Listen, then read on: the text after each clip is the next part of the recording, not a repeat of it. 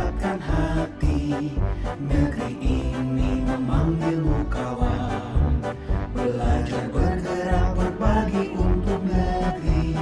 Guru penggerak majukan pendidikan, guru penggerak menghamba pada murid kreatif. Bismillahirrahmanirrahim.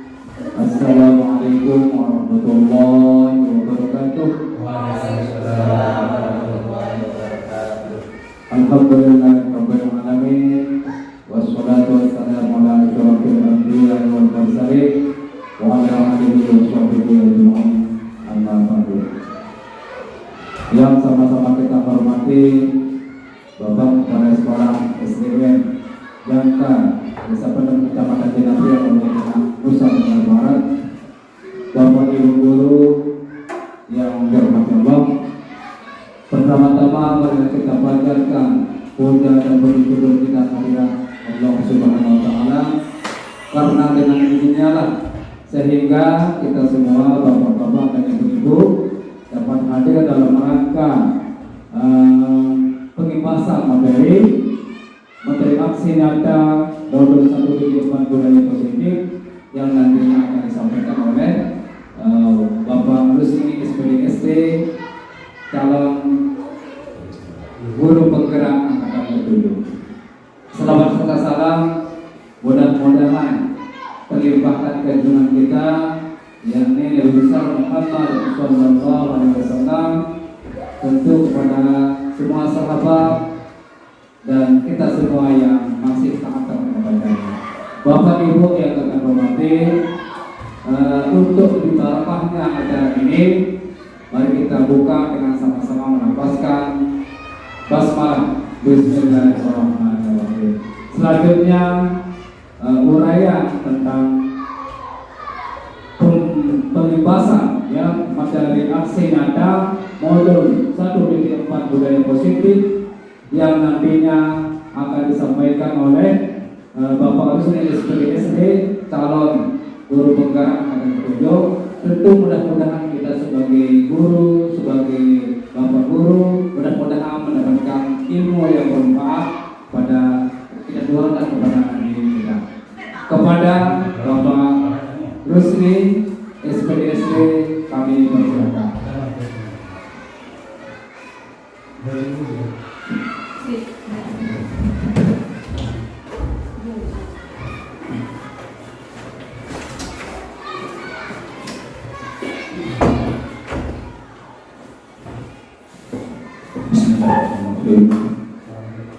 Assalamualaikum warahmatullahi wabarakatuh. Alhamdulillah, Bismillahirrahmanirrahim. Wala haula wala quwwata illa billah. Sebelum kita mulai menyampaikan pengalaman dan penerapan budaya positif di SD Negeri Jangka Tercinta ini, untuk lebih semangatnya dalam sama-sama tingkatkan semangat kita. Nanti apabila saya bilang selamat pagi, bapak-bapak saya minta untuk tepuk tangan sekali. Kalau saya bilang selamat siang, Bapak Ibu guru yang ini minta untuk tepuk tangan sekali. Kalau saya bilang malam, tepuk tangannya setengah, hanya terjadi. Saya contohkan, misalnya ini untuk semangat saja, konsentrasi. Bila saya bilang katakan selamat pagi, tepuk tangannya 2 kali. Kalau selamat siang, tepuk tangannya sekali. Dan kalau malam, tepuk tangannya setengah. Oke, siap. Nah, siap. Selamat pagi. Selamat siang. Selamat pagi. Selamat siang. Selamat malam. Iya, terima kasih. Tepuk pramuka.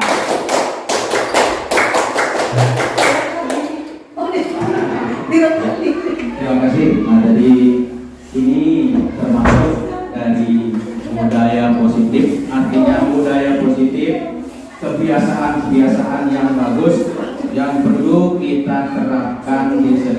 kita karena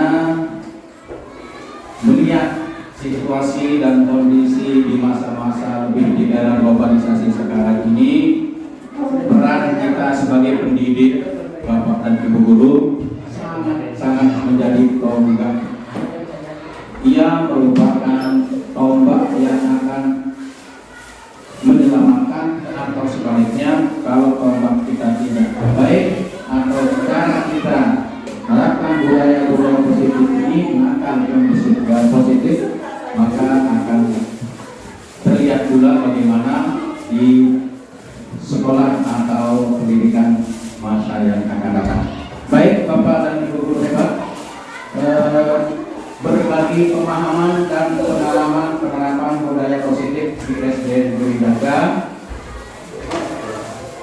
Perkenalkan, ini merupakan persyaratan kami yang tengah melaksanakan pelatihan pendidikan calon guru penggerak untuk menuntaskan modul 1.4 yang dipersyaratkan harus mempunyai aksi nyata. Dan aksi nyata ini tentu tidak seperti apa yang kita bayangkan, maka tentu mempunyai atau harapan-harapan, mempunyai alasan-alasan yang sangat kita butuhkan untuk bisa terlaksana semacam ini. Dukungan-dukungan yang kita butuhkan, baik itu dukungan dari Bapak Kepala Sekolah, dukungan dari ketua komite, dukungan dari semua wali murid, yang terlebih penting lagi adalah dukungan dari semua siswa kita. Untuk mendapatkan hal ini tentu kita harus mengadakan kolaborasi. Kita harus saling mendukung demi mewujudkan disiplin positif di sekolah kita tercinta. Jadi sebagaimana yang saya uraikan sebelumnya, budaya positif ini merupakan budaya yang perlu kita pertahankan. Tidak ada cara lain untuk mendapatkan atau untuk mencapai tujuan pendidikan nasional kita. Bahkan juga sebagaimana yang disampaikan oleh Bapak Pendidikan kita, yaitu Bapak Ki Hajar Dewantara, untuk terciptanya disiplin positif ini untuk mencapai masyarakat atau anak yang berkarakter Pancasila. Artinya, yaitu karena Pancasila sudah menjadi dasar negara kita, bagaimanapun tanggung jawab kita sebagai warga negara, lebih Bapak dan Ibu guru yang sebagai tonggak terdepan di dunia pendidikan, maka haruslah kita berusaha semaksimal mungkin bagaimana untuk kita menanamkan budaya positif di sekolah kita. Budaya positif di sini saya sampaikan konsep utama budaya positif. Pertama, harus ada perubahan paradigma belajar. Perubahan paradigma belajar ini yang dimaksud adalah kalau pola lama, cara kita belajar sebelumnya, Bapak Ibu, cenderung kita menganggap sukses atau tidaknya pendidikan itu kita hanya melihat dari nilai anak, dan juga akan kita bisa nilainya tergantung dari disiplin tidaknya anak. Itu masih mending. Tetapi yang lebih parah adalah kalau menganggap anak sukses atau tidak hanya melihat dari capaian KKM-nya. Nah, merubah pola lama itu sekarang tidak lagi seperti itu. Masalah KKM atau kriteria ketuntasan minimal itu urusan nomor belakang. Yang penting sekarang kita anak itu akan kita jadikan anak didik kita, lebih mulai dari SD ini, supaya berkarakter pemberani, tidak takut mengeluarkan pendapat. Jangan kita obo-obo atau jangan kita paksa anak untuk berbuat yang benar saja. Utamanya adalah anak mau berbuat dulu. Soal benar dan salah itu memang urusan manusia. Karena dalam agama Islam, bagaimana kita pahami bahwa laisal insanu makhlukun khata' wa nisyan, tidak termasuk atau bukan manusia kalau tidak salah dan lupa. Dan ini perlu diterapkan ke anak didik kita. Supaya apa? Supaya anak itu berani berbuat. dan tidak menganggap salah itu adalah penyakit atau tidak menganggap kesalahannya itu sebagai tabu. Bagaimana caranya supaya anak bisa menganggap bahwa kesalahannya itu adalah alat untuk mengontrol dan bisa menganggap dirinya bahwa kesalahan adalah kesuksesan yang tertunda. Ini yang perlu kita ubah paradigma belajar anak. Kemudian sebagai seorang guru, kita harus melaksanakan disiplin positif ini sejak dini dan tidak bisa hanya kita terapkan di sekolah saja. Bagaimanapun, makanya kita dari awal saya bilang harus dilibatkan, harus ada dukungan dari ketua komite, dari kepala sekolah, dari wali murid. Karena sekolah ini hanya tempat sementara. Kalau kita hitung hanya beberapa jam saja. Nanti akan lebih banyak bergelut anak kita di rumah. Sehingga orang tua pun harus bisa menunjukkan bagaimana disiplin positif. Disiplin positif yang dimaksud adalah kebiasaan-kebiasaan baik yang kita contohkan. Sebagai seorang bapak dan ibu guru, kita tidak cukup hanya memberikan perintah. Seharusnya perintah itu didahului oleh contoh. Ini digambarkan dalam agama kita. Allah saja menyuruh kita bersolawat, yaitu yang memulai. Innallaha wa malaikatahu yusholluna 'alan nabi ya ayyuhalladzina amanu shollu 'alaihi wa sallimu taslima. Kita dianjurkan membaca sholawat. Allah sendiri yang sudah mencontohkannya terlebih dahulu. Nah, sebagai bapak dan ibu guru, saya harapkan dengan adanya perubahan paradigma belajar ini, mari kita coba menerapkan budaya positif ini, selalu memberikan contoh yang baik kepada siswa-siswi anak didik kita. Dengan harapan, dengan cara itu maka kita akan mendapatkan hasil dari apa yang kita harapkan. Apa itu disiplin positif?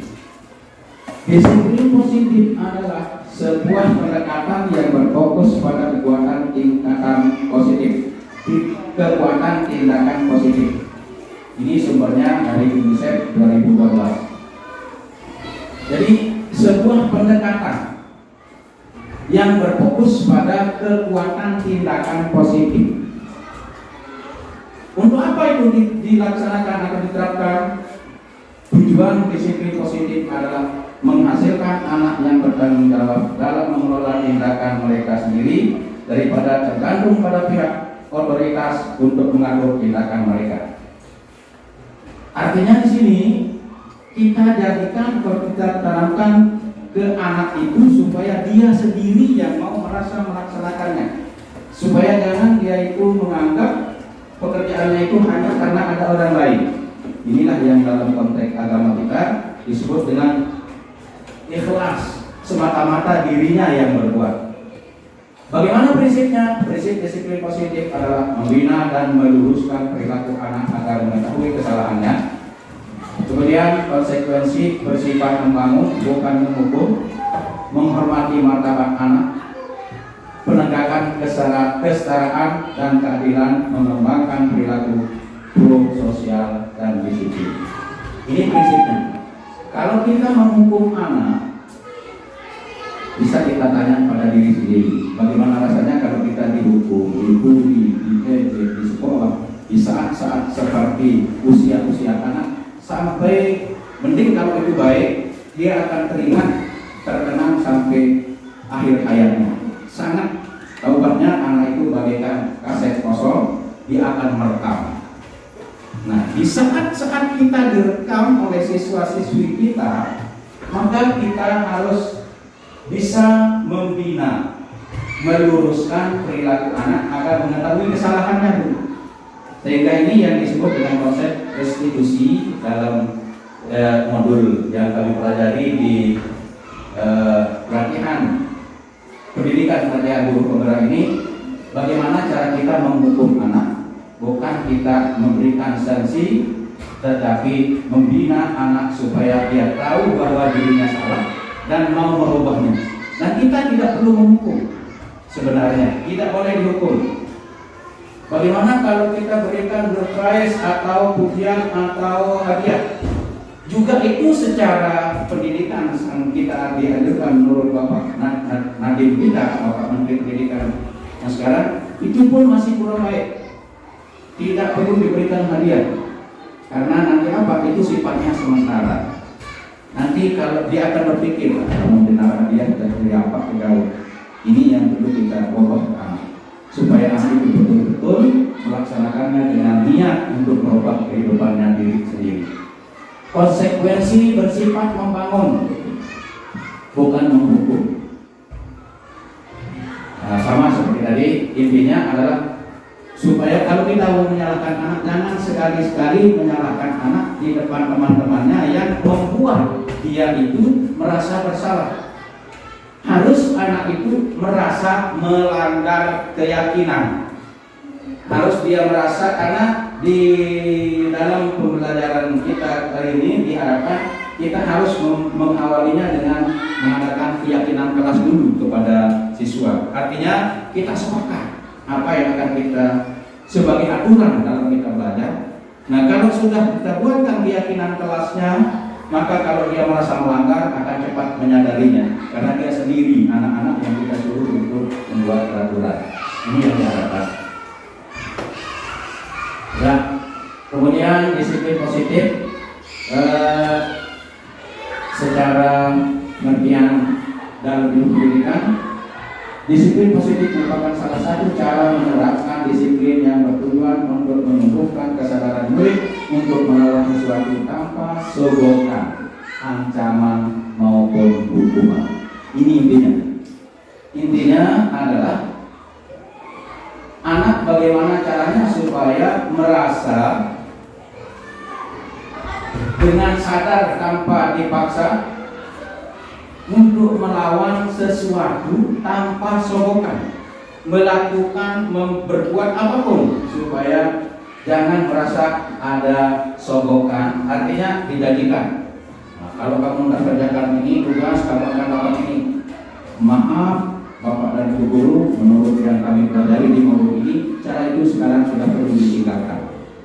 Sudah perlu ditinggalkan karena nilai bukan hanya dilihat dari ABCD-nya, bukan dilihat dari KKM-nya, dilihat dari proses anak untuk berbuat. Sehingga andai kata anak salah di depan kita pun, kita itu tidak perlu menyalahkannya. Sekedar kita dekati, nah, masih ingat bagaimana keyakinan kelasnya sudah kita buat. Dia itu nanti dengan sebentar akan merasa, oh iya, pernah buat, berarti saya memang salah. Kita tanya, terus kalau salah seharusnya bagaimana? Terus saya harus merubahnya. Bagaimana kamu harus merubahnya? Dengan cara saya akan minta maaf pada teman-teman. Kok minta maaf pada teman-teman? Karena saya sudah mengganggu hak dan kewajiban teman-teman saya. Oke, mulai perjanjian. Ya, nah ini contoh cara penerapannya.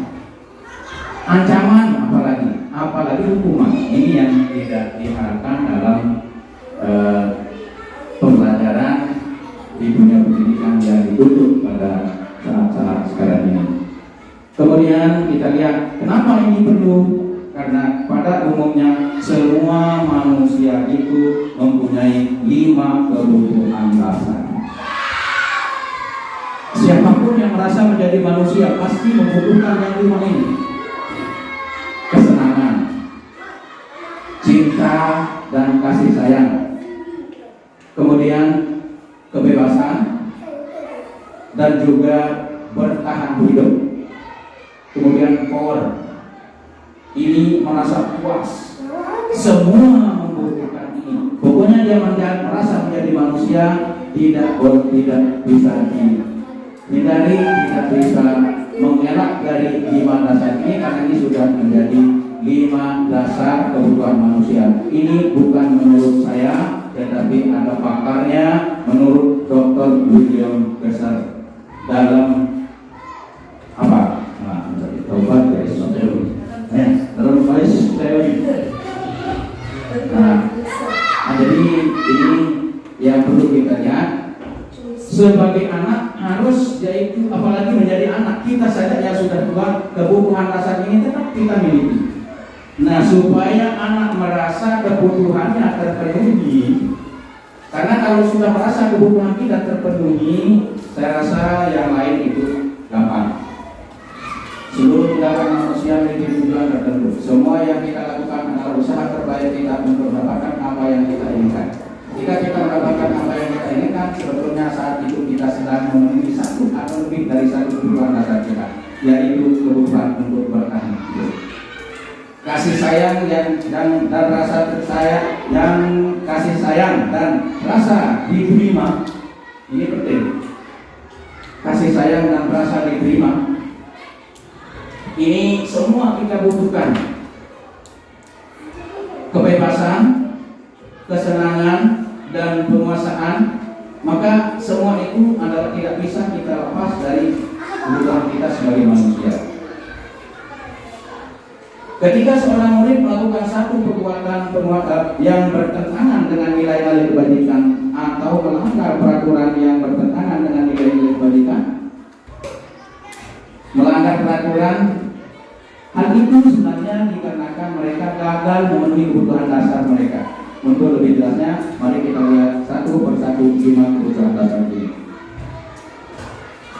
Ya, saya rasa kita sebagai bapak dan ibu guru yang hebat, masalah 5 kebutuhan dasar ini kita sudah menguasainya, namun hanya di sini sebagai pemantapan materi kita adalah kita akan mengulas ulang apa sebenarnya yang menjadi kebutuhan manusia itu. Oleh karenanya, jadi maaf saja kalau itu kelihatannya tidak detail saya jelaskan masalah ini, karena sudah merupakan bagian dari tugas dan tanggung jawab kita sebagai seorang guru atau sebagai pendidik yang akan memenuhi kebutuhan dasar manusia. Kita lihat selanjutnya motivasi perilaku manusia. Motivasi merupakan dorongan yang timbul pada diri seseorang secara sadar atau tidak sadar untuk melakukan suatu tindakan dengan tujuan tertentu. Sini tentunya sebagai seorang guru tidak henti-hentinya diharapkan, karena ini berdasar pada filosofi yang disampaikan oleh Bapak Ki Hajar Dewantara, Tuturi Handayani, Imam Soma Mangkulo, atau yang depan harus bersiap sebagai contoh, sebagai obor yang akan melihat, akan menjadi panduan, akan menjadi patokan oleh anak didik. Kalau kita sebagai anak di tengah Muhammadiyah Mangun Karso, di saat anak-anak atau di saat kita sebagai pendidik berada di tengah-tengah masalah anak, di tengah-tengah permasalahan anak, kita diharapkan untuk bisa menjadi penyemangat. Jadi ini seorang guru. Jadi filosofi Ki Hajar Dewantara itu sudah tidak asing lagi. Jadi yang di tengah sebagai penyemangat, yang di depan sebagai obor atau sebagai pemandu, yang di belakang sebagai pendorong. Kita sebagai seorang guru harus sebagai pendorong dalam arti disiplin dengan dalam arti memunculkan motivasi yang baik, motivasi dari diri anak, dan lebih-lebih bisa juga kita butuhkan, bisa juga kita harapkan motivasi dari luar. Motivasi dari luar maksudnya bagaimana? Nah, maksud motivasi dari luar itu adalah anak bisalah sekedar diberikan, ceritakan bagaimana proses orang yang sudah sukses. Kalau kita rajin, anak-anak akan begini, kalau ini namanya motivasi dari luar. Nah, apa-apa. Cuma yang sangat ditentukan, jangan bergantung kepada motivasi luar. Yang sangat diharapkan adalah motivasi dari dalam diri anak itu sendiri. Konsep disiplin pendekatan restitusi. Maaf dulu, jadi dan bapak-bapak, kelihatannya materi kita ya lumayan panjang sebenarnya. Ini kalau kita mau per slide-nya kurang lebih 40 slide. Jadi namun dari yang 40 slide ini saya akan terangkan mana yang terpenting dan bila terpenting dan mendesak untuk diterapkan. konsep disiplin pendekatan restitusi. Nah, ini dia yang tadi restitusi yang saya harapkan, yaitu pengertian restitusi. Apa itu restitusi? Restitusi adalah proses menciptakan kondisi bagi murid untuk memperbaiki kesalahan mereka, sehingga mereka bisa kembali kepada kelompok mereka dengan karakter yang lebih baik. Nah, ini secara konsep ini sebenarnya gampang dibaca, namun untuk menerapkannya ini sangat berat, karena biasanya paradigma lama kita, kalau anak sudah bersalah, malah sengaja pak gurunya itu menyuruh untuk menertawakan. Ayo ini tertawakan teman-temanmu, ejek dia supaya malu. Nah, ini yang sangat tidak diinginkan zaman sekarang. Saya ingat Bapak Ibu, dulu waktu saya masih di SD, ada teman saya yang sampai kelas 6 2 bulan menjelang ujian tidak bisa membaca.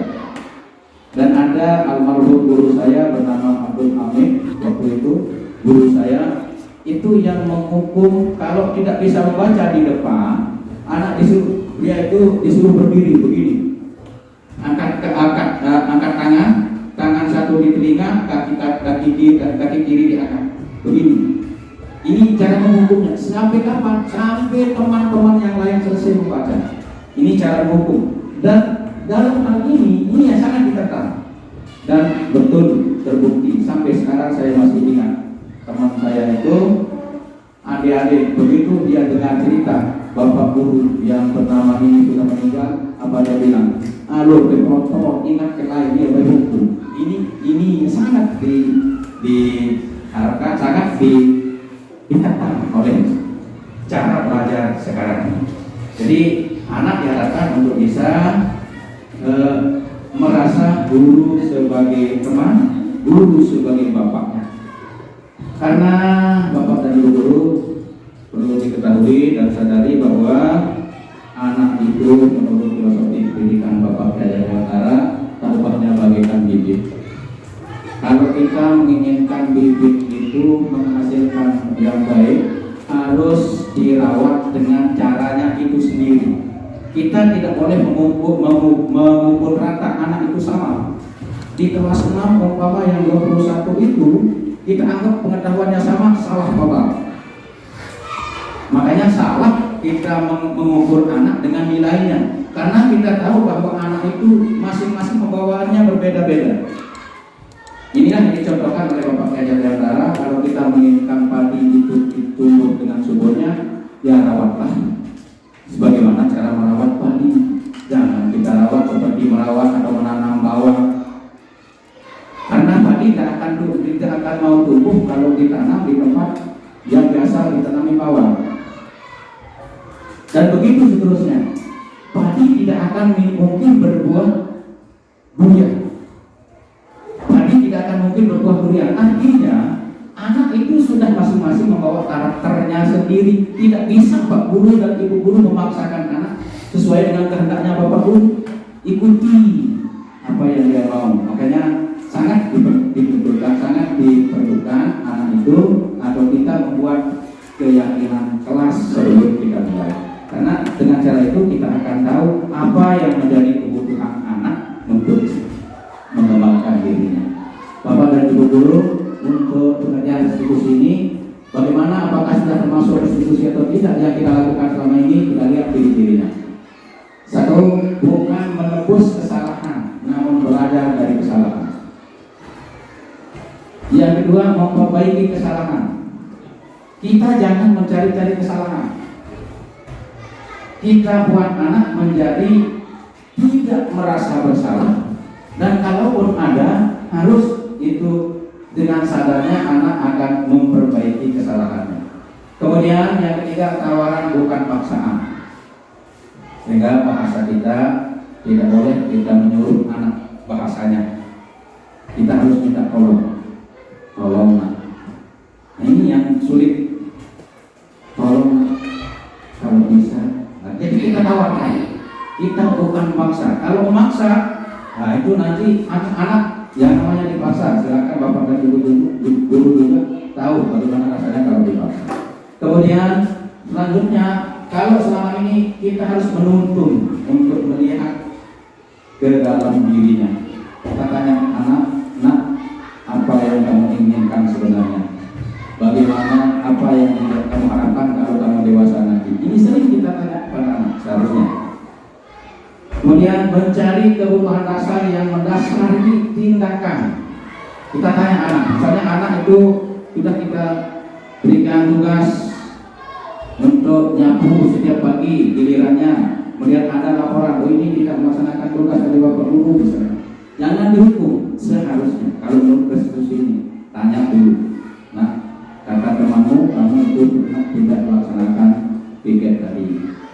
Dia Pak Guru. Terus kalau boleh Pak Guru tahu apa alasan kamu tidak melaksanakannya? Saya tahu bahwa semua kita juga pernah berbuat salah. Jangan takut salah anak ya, karena pasti akan ada alasan. Nah, jangan cepat menghukum anak, harus tanya dulu alasannya. Ini yang diharapkan. Setelah kita tahu alasannya, kita tanya lagi. Oh iya, jadi kamu ingat perbuatan itu salah atau tidak menurut kamu? Salah Pak.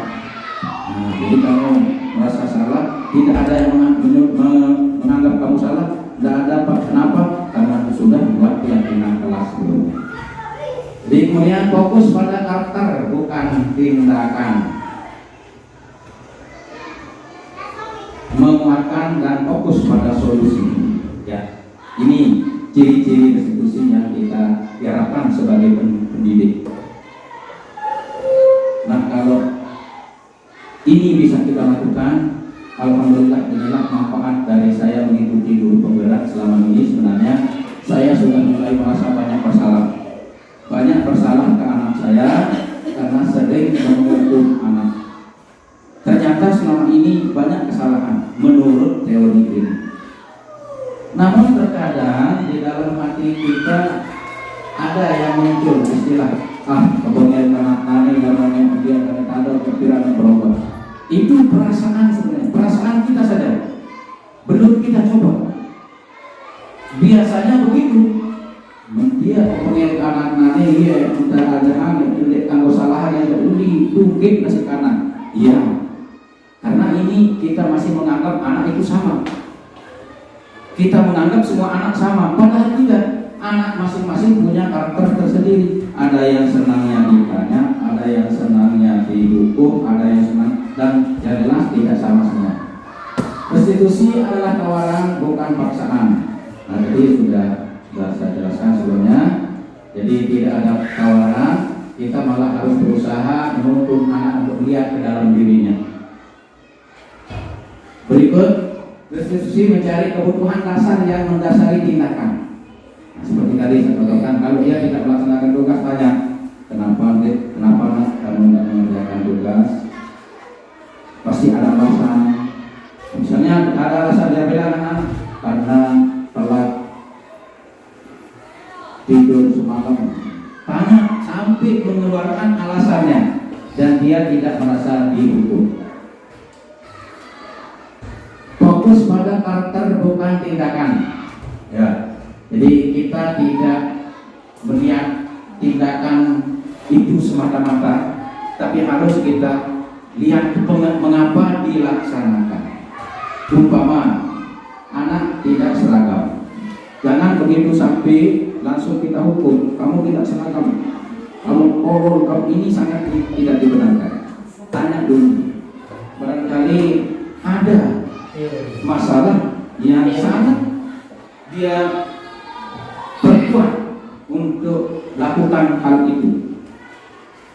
Ada alasan mendasar. Nah, alasan mendasar ini kalau tidak kita gali sedalam-dalamnya ke anak, kemudian kita langsung menghukumnya, maka jelas anak itu akan merasa dipaksa, bahkan sampai dia akan menganggap kita itu kejam. Buruk kejam karena memiliki dan modal ini yang tidak digunakan. Restitusi menguatkan. Bisakah momen ketika murid melakukan kesalahan menjadi sebuah momen yang baik?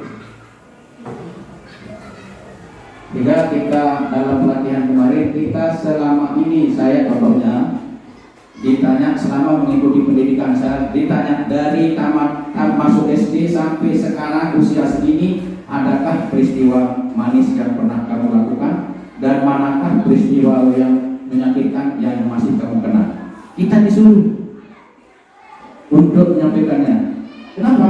Karena kita akan berusaha, diharapkan sebagai seorang pendidik itu diharapkan bisa menjadikan kesalahannya itu menjadi momen yang baik untuk dirinya. Maksudnya apa? Momen yang baik untuk dirinya maksudnya apa? Dia bersalah untuk menjadi momen yang baik. Maksudnya dari kesalahannya itu dia paling tidak maulah menyadari bahwa oh ternyata saya salah, dan kalau saya tidak merubahnya, saya akan jadi begini nanti setelah dewasa. Ini yang sangat diharapkan sebenarnya.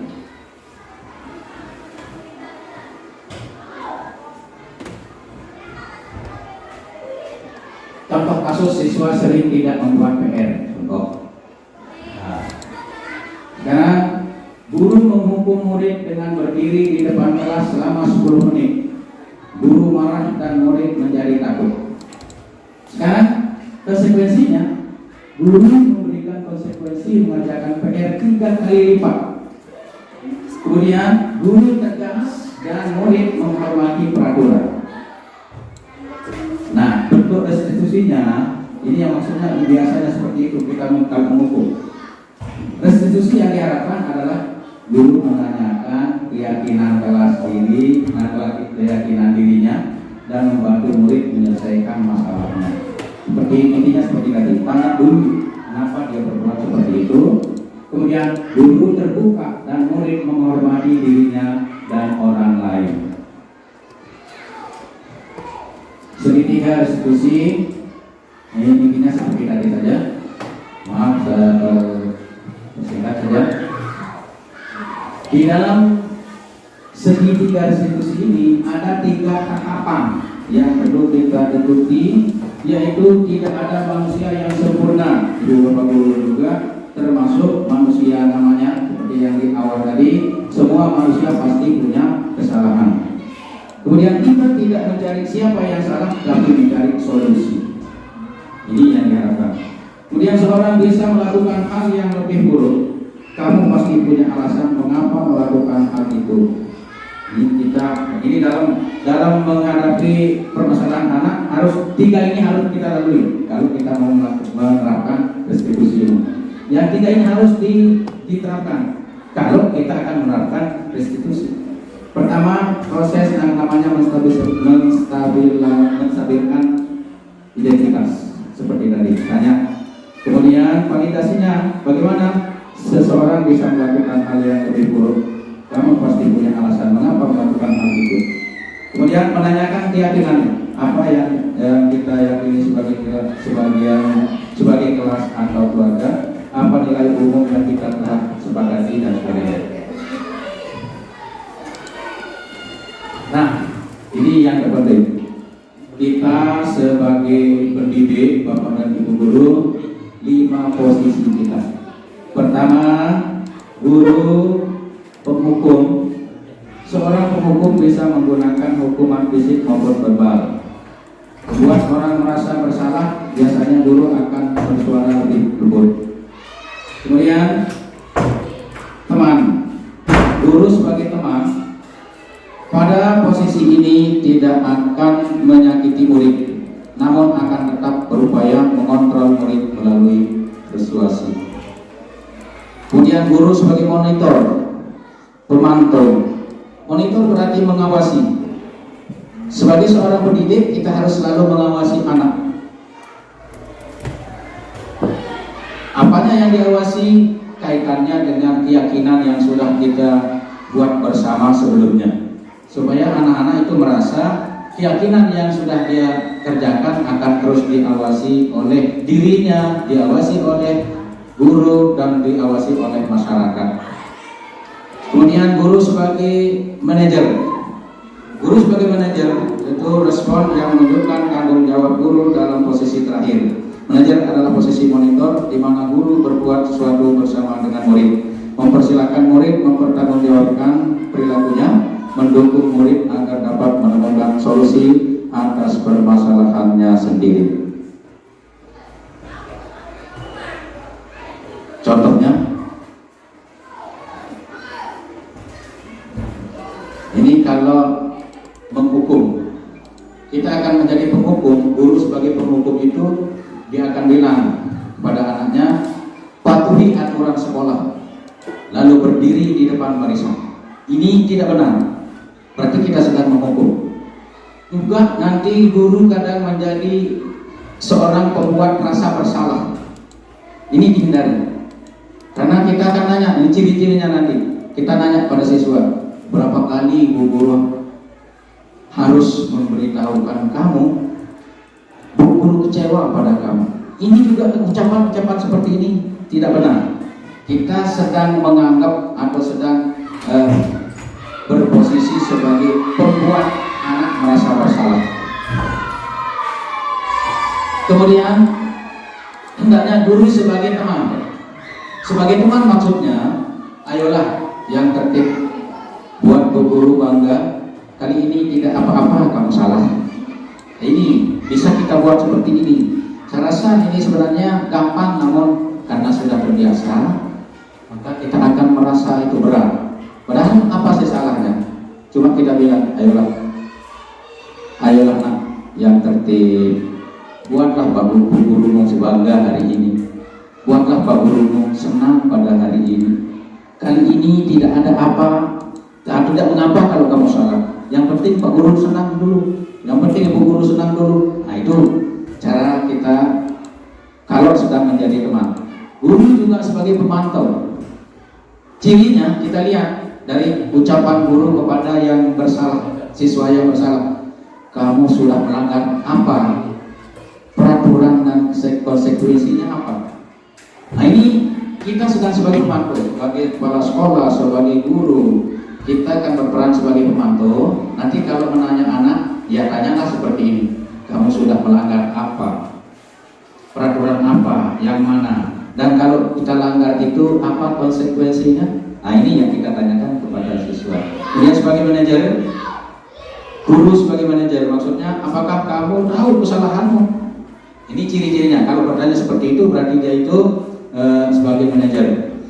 Kira-kira bagaimana kamu memperbaiki kesalahan? Kita tanya anak.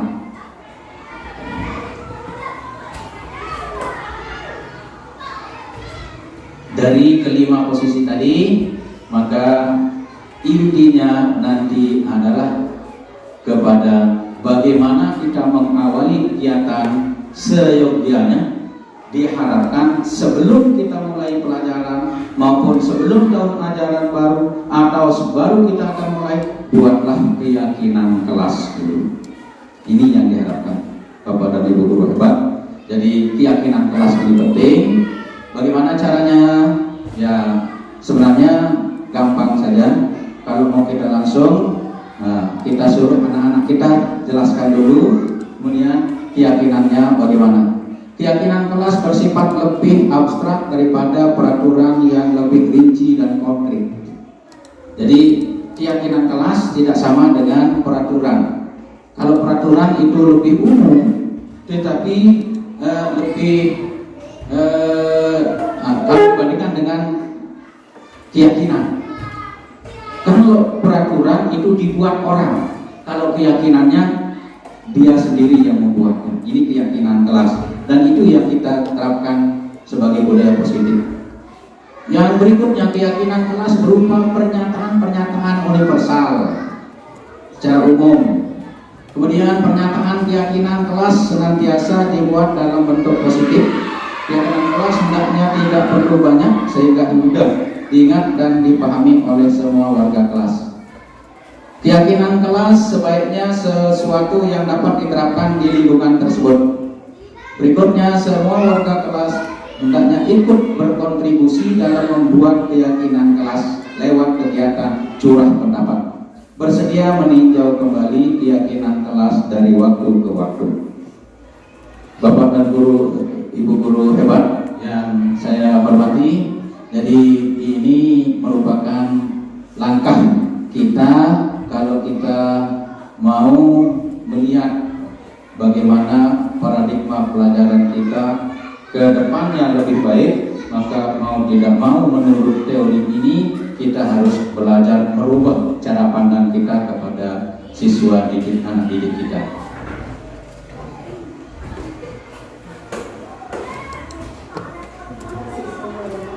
Jadi untuk lebih meyakinkan kita tentang apa yang sudah saya sampaikan ini, jadi marilah kita coba buka diri kita masing-masing. Bagaimana penerapan selama ini kita buat pertanyaan pada diri kita, sejauh mana kita sudah melakukan hal tersebut. Kalau belum, mari kita coba belajar semaksimal mungkin. Ingatlah bahwa pekerjaan yang kita lakukan ini sesuai dengan keyakinan yang kita masing-masing. Untuk menurut saya dan banyak teori yang kita dengarkan, bahwa perbuatan itu sangat ditentukan keberhasilannya kalau diniatkan ikhlas karena Allah. Bagaimana yang dijelaskan oleh Nabi kita Muhammad SAW, innamal a'malu binniyat. Jadi walaupun kita kayaknya pekerjaan kita sebagai seorang pendidik itu secara dunia adalah kita digaji, kalau kita itu mau mengambil hikmah, kita niatkanlah setiap langkah kita mulai bismillahirrahmanirrahim dari rumah, kita belajar berniat memperbaiki dan kita berniat untuk ikhlas mengamalkan atau berbuat sesuatu. Jangan kita berbuat karena faktor-faktor yang lain. Ini teori Bapak Ibu. Terima kasih. Mudah-mudahan ada manfaatnya. Kurang lebihnya saya mohon maaf. Hanya marilah kita sama-sama berdoa menutupnya dengan doa yang paling makbul adalah doa Alhamdulillah. Ini dijelaskan bahwa inti dari semua doa adalah Alhamdulillah. Kemudian Alhamdulillah menyimpulkan di huruf alifnya, kemudian Alhamdulillah dikembalikan kepada Al-Basmalah. Al-Basmalahnya itu terkumpul pada huruf babnya. Kata orang yang filosofi, maka ini intinya adalah pada Alhamdulillah. Dengan kita bersyukur, kita sudah banyak minta doa sebenarnya. Terima kasih. Terima kasih kami ucapkan kepada Bapak Rusni SPDSD sebagai calon guru penggerak angkatan ke-7. Mudah-mudahan apa-apa yang disampaikan hari ini bermanfaat kita semua. Untuk ibaratnya lagi, mari kita tutup dengan sama-sama baca Alhamdulillah. Alhamdulillah. Sekian, assalamualaikum warahmatullahi wabarakatuh. Ya, oke, silakan duduk. Terima kasih, silakan bisa di luar. Waalaikumsalam. Yang ini kata teman kamu tadi, Ros, ketua kelasmu bilang kamu sudah 3 kali betul tidak melaksanakan komisaris, benar begitu? Ya. Kalau boleh Pak Guru tahu, kenapa? Karena saya terlambat ke sekolah. Oh iya ya, saya tidak mencari kesalahan. Pak Guru juga bisa begitu. Pak Guru kadang juga bisa telat. Namun semua orang yang melakukan kesalahan itu tentu dia punya niatan untuk memperbaikinya. Kamu tahu kan, terlambat itu atau dia melaksanakan komisaris itu kan mengganggu teman atau melanggar keyakinan kelas, ya kan? Kamu tahu keyakinan kelas yang mana kita langgar? Tidak disiplin. Oh iya, berarti kita atau kamu itu sudah melanggar disiplin sekolah, tidak mentaati peraturan sekolah yang sudah kita sepakati. Nah sekarang kamu kan sudah tahu itu kesalahan, salah kan? Kamu sudah menyadari, mau tidak kamu memperbaiki kesalahan? Bagaimana caranya akan memperbaikinya? Kalau boleh Saya dulu tahu. akan pagi-pagi ke sekolah dan menjalankan tugas komisaris yang dibuat oleh kepala sekolah. Oh iya, ada lagi cara lain? Misalnya dengan bangun Pagi. Nah, misalnya jangan terlambat bangun pagi ya, supaya cepat bisa tidak tergesa-gesa atau tidak terlambat lagi dan dapat melaksanakan komisaris. Oke, jadi ini yang kita tidak inginkan, jangan sampai nanti kita yang sudah buat kesepakatan atau keyakinan kelas itu akan melanggarnya sendiri, karena kalau kita melanggarnya kita dapat merugikan teman yang lain. Kamu sudah sadari sekarang. Nah, terima kasih. Jadi kamu akan memperbaikinya.